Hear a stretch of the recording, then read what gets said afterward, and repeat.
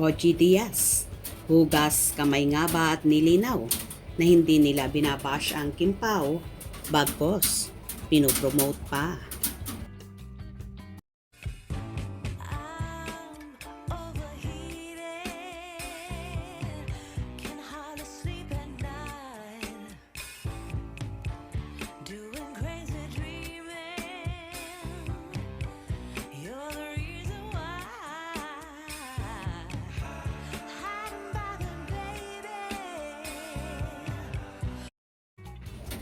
Tila hugas kamay nga ngayon ang content creator at talent manager na si OG Diaz.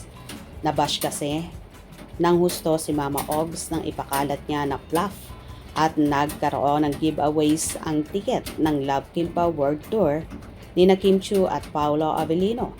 Nataliwa sa mga naganap dahil kitang-kita naman na naging successful at dinumog ng napakaraming tao ang nasabing shows.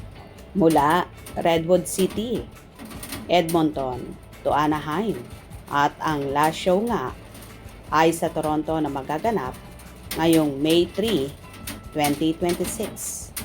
Kinuyog nga ang talent manager ng mga solid Kim Pao supporters dahil sa mga kumalat na balita at depensa naman ni OG Diaz na hindi nila binabash ang Kim Pao. Bagpos pa nga daw ay pinopromote nila ang Love Kim Pao World Tour. Na ayon pa nga sa ilang fans ay tila naghuhugas kamay ang talent manager. Samot-saring pambabatikos ang ibinato ng mga supporters ng Kim Pao kay Mama Ogs. Hugas kamay. Happy? Sabay bawi ah. True, napanood ko po. Nag-promote sila ng concert ng Kim Pao. Malaking tulong yon kasi marami silang subscribers. Hindi umubra kaya naghugas kamay. Oo nga mga kakimpaw, huwag tayong maging sensitive kung di maganda ang dating sa inyo. Si OG Diaz, Kimpaw din yan. Kay Paulo lang siya, kaibigan niya daw at gusto ni OG Diaz. Si assuming girl para sa kanya. Galit kay Kim si OG Diaz kasi hindi. Nagpa-interview noon patungkol sa breakup nila ni Zian Lim. Gusto na kasing mag-move on ni Kim kaya ayaw na niyang buksan pa kung ano ang nakaraan. Bumabawi kasi napahiya sa mga pinagsasabi nila ng mga kasama niya. Di ako naniniwala na Kim Pao yan. May fans ba naman kung i-bash ay wagas. Ok sila ni Kim.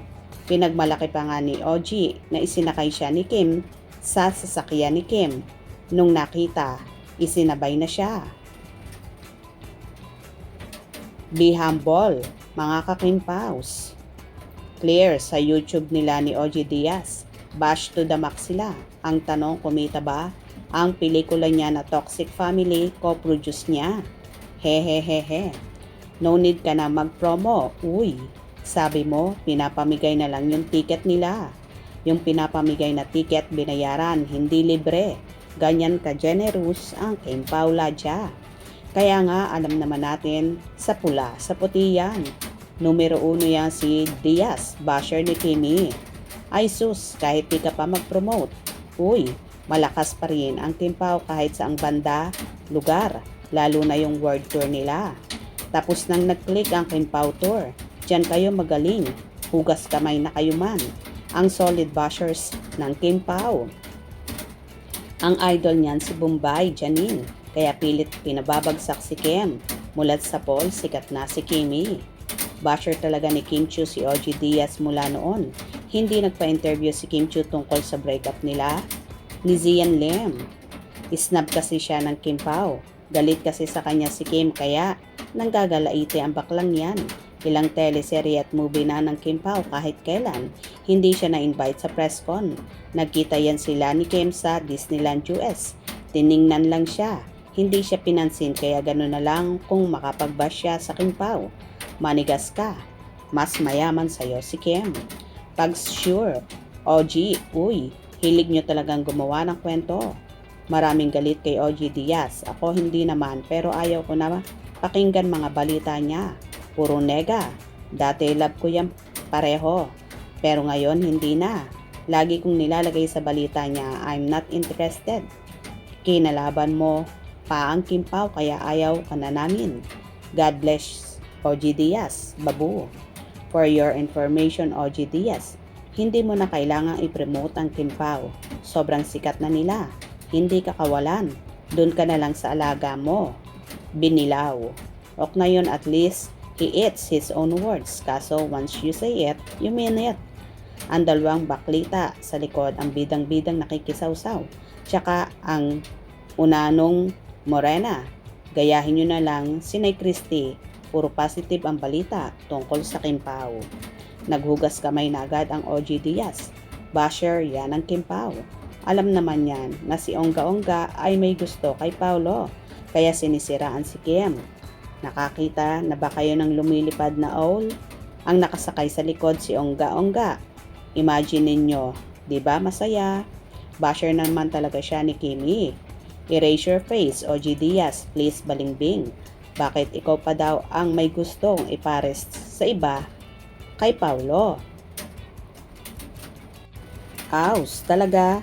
Pagkatapos nyong ipagsigawan na ipinamimigay na lang ang mga tickets. Ngayon pinupromote na ang peg nyo kasi successful na. Natapos, tao nga naman OG, tigilan mo na si Kim sa paninira mo sa kanya. Wala namang ginagawang masama sa'yo. Karmahin ka sa mga ugali mong hindi maganda. Happy na kayo mga bashers? Indeed to be reset. O diba kaloka? At panay na nga ang pambabatikos kay OG at binabash ito na sinasabing hindi daw naman niya binabash ang Kim Pao bagkos. Pinopromote pa niya lalong higit ang concert world tour ng dalawa.